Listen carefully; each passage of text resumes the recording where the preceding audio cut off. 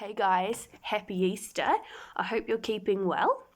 I'm going to tell you the Easter story about the death and resurrection of Jesus Christ. So, we begin in a desert in the wilderness where Jesus was tested. He spent quite some time in the wilderness. He had to face all sorts of really hard questions about who he was and who he was going to be. After he was baptized, Jesus traveled to many places, a lot of them by boat. Jesus also visited people's houses to make friends and heal the sick. On Palm Sunday, which for us is the Sunday just been, Jesus rode into the city of Jerusalem. People lined the streets, waving palm leaves and anything else they could lay their hands on, calling out, "Hooray!" and "Hosanna" at Jesus' arrival. Then Jesus went to the temple, where he started kicking over market stalls and said, "Stop! This is my Father's house.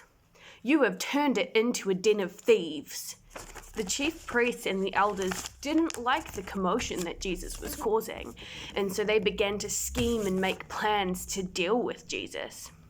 On the Thursday, Jesus took his disciples to the upstairs room of a house where they celebrated Passover. But then Jesus' enemies captured him. They tied him up and did horrible things to him. They punched him. They spat in his face.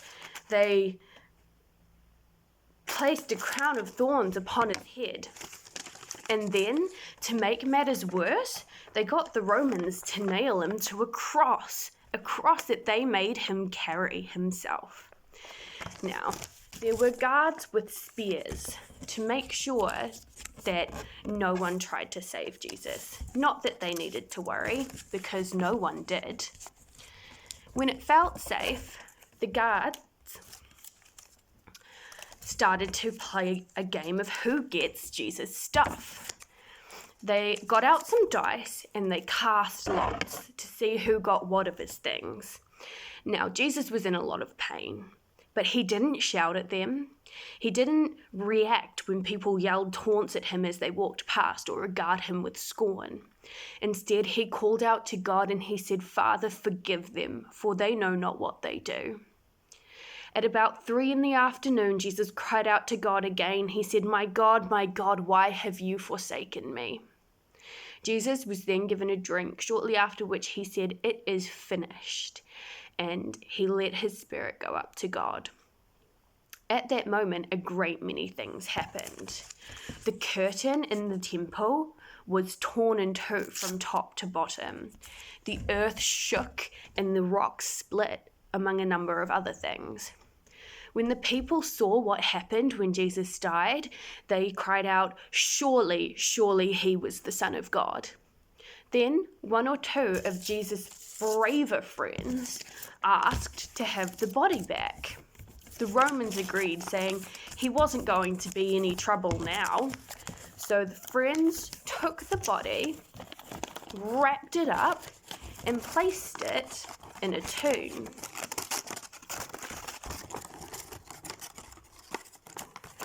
All of this happened on Good Friday. But that's not where the story ends.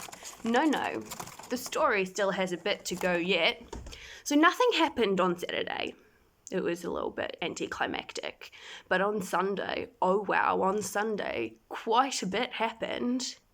One or two of his bravest friends, who I'd just like to point out were women, not men, decided to go to the tomb to clean up the body and prepare it for a burial. But when they arrived, the tomb was open and Jesus' body was gone. They were shocked, and as they were standing there wondering what happened, 2 angels appeared to them and let them know the good news, that Jesus lives. So they went back to let the disciples know. They weren't believed at first, but later they were. And then Jesus appeared to them. He opened their minds so that they could understand the scriptures. He told them that due to his painful death and resurrection, there would be forgiveness for sins for all who sought it. He led them out to Bethany, lifted his hands and blessed them. and then he left them and was taken up to heaven to be with his Father. And that, guys, is the true reason and true celebration of Easter. It is about the death and resurrection of Jesus Christ, an innocent person, and how that saved all of humanity and has allowed us into relationship with God. So, I hope you have an amazing Easter. Enjoy some Easter eggs, because I certainly will be. But remember what it is that we are truly celebrating during this time.